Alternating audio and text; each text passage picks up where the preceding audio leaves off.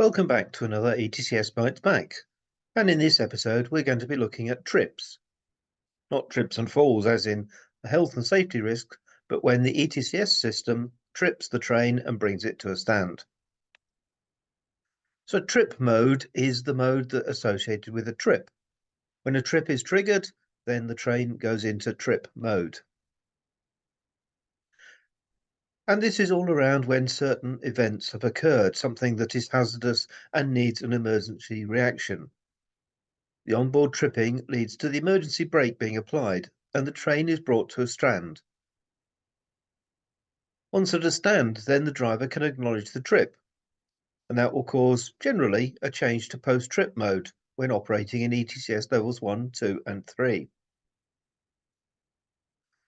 So what leads to a trip? Well, if we look in subset 26, chapter 4, we'll find that there is the large transition table for modes, and one of the rows of that refers to trip. And as you can see, there are a multitude of conditions which lead to a transition into trip. Conditions 12, 16, 17. Well, I'm not going to read them all because we're going to go through them and have a look at why it might be necessary for an onboard to trip. So the first group of reasons is all around exceedance of a movement authority. If the train goes past the end of authority and the system detects it, then a trip is one of the reactions possible.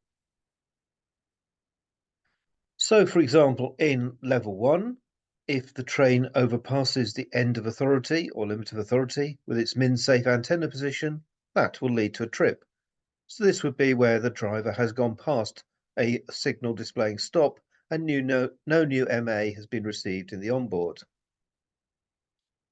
Similarly, if the train passes the end of authority with its min-safe front end and the level is levels 2 or 3, then again a trip. So this is where the driver has gone past the end of authority displayed on the DMI for whatever reason. And sometimes, for instance, if you're in release speed monitoring, it can be easier to misjudge and go a little way past. Another form of exceedance of movement authority is when an unconditional emergency stop message is received. The unconditional emergency stop effectively puts the end of authority at the front of the train. So if the train is moving, it immediately will pass the end of authority and trip.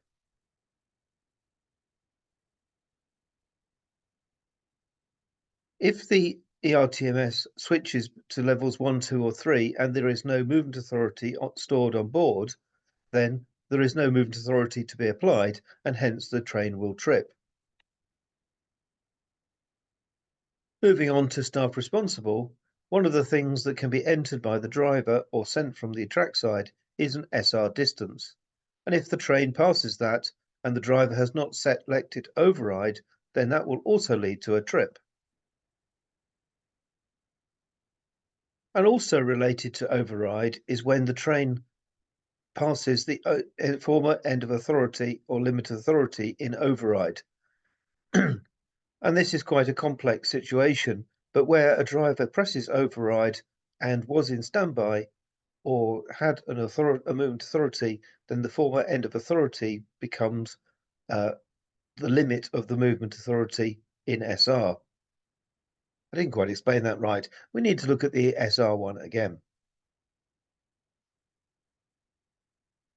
And last condition around movement authorities is if the front of the train is not within the movement authority, in other words, there is no stored static speed profile or gradient profile for the front of the train, then that will also lead to a trip because the MA is invalid. There are also some trip reasons which are related to the mode of the train. And these encompass when the train receives a trip order from a police group and the override is not active. And that could apply when you receive danger in shunting information and the override is not active, or when the train passes over a police group not in the list of shunt mode related police groups, and again, override not being active. And similarly, receiving staff responsible stopping staff responsible, or encountering a police group not in the expected list with override not active can also lead to a trip. Sometimes the issue is nothing to do with the driver, the movement authority, or the mode. It is around the system detecting an error. And so if the onboard detects a linking error, and the reaction is set to trip, that will obviously lead to trip. If the train loses contact from the RBC whilst in levels 2 or 3, and the TNV contact time is exceeded, and the associated reaction is set to train trip, that would lead to a trip as well.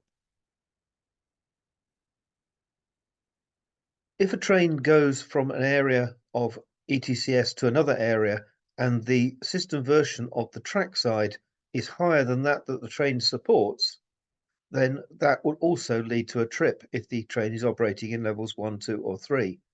Because the train will not be able to necessarily understand the Belize information, then it would not be able to react correctly. Another of the linking errors that could be encountered is a Belize group being found in an unexpected direction, and that will lead to a trip.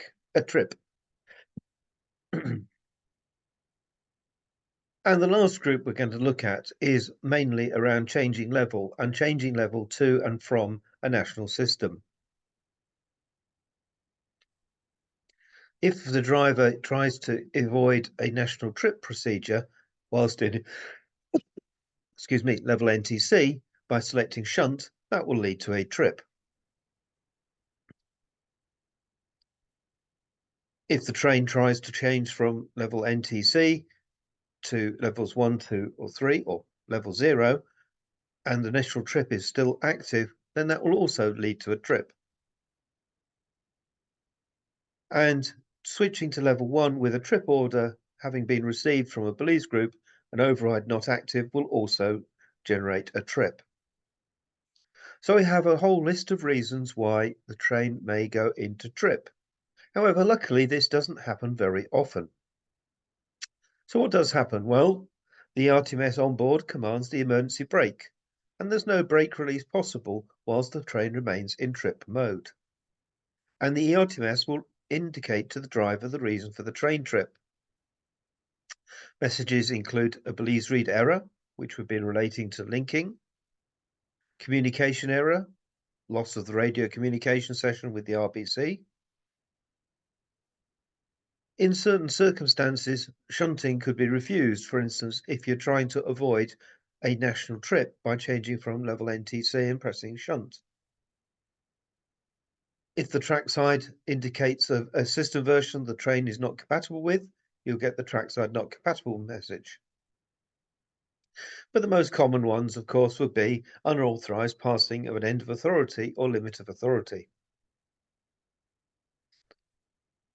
If there's no movement authority and the train transitions into a level that requires movement authorities, and that leads to a trip, then the no MA received at level transition message will be displayed. SR distance exceeded is pretty self-explanatory, as is an SH stop order and an SR stop order. That is one of the Belize messages being received with override not active. An emergency stop leading to trip generates the message emergency stop. And failure to have the adequate information for the movement authority will lead to a no track description message. And for those class B systems operating in level NTC, then a brake demand message can also be displayed. So what happens next?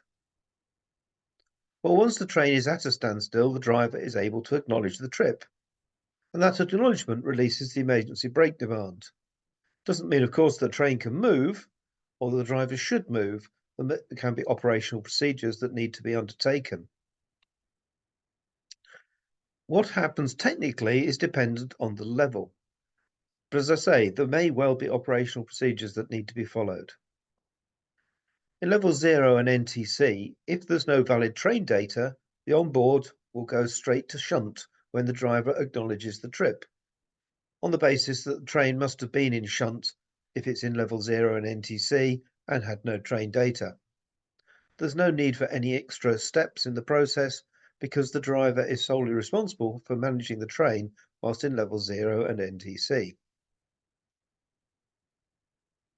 And hence, if the train has got valid train data and it's in level 0, it will go to unfitted, UN, and if it's in level NTC, it will go to SN, System National. However, if we are in levels 1, 2, and 3, acknowledgement of the trip changes the onboard into post-trip. And in levels 2 and 3, whereas a radio communication session, the transition to post-trip is reported to the RBC and the onboard will await acknowledgement. If the cause of the trip was an emergency stop message, then that emergency stop message remains active until the RBC revokes it. So until that happens, the train will remain in post-trip. Once the train is in a situation where it is in post-trip, there's no pending emergency stops, then the driver will be able to select start or shunting.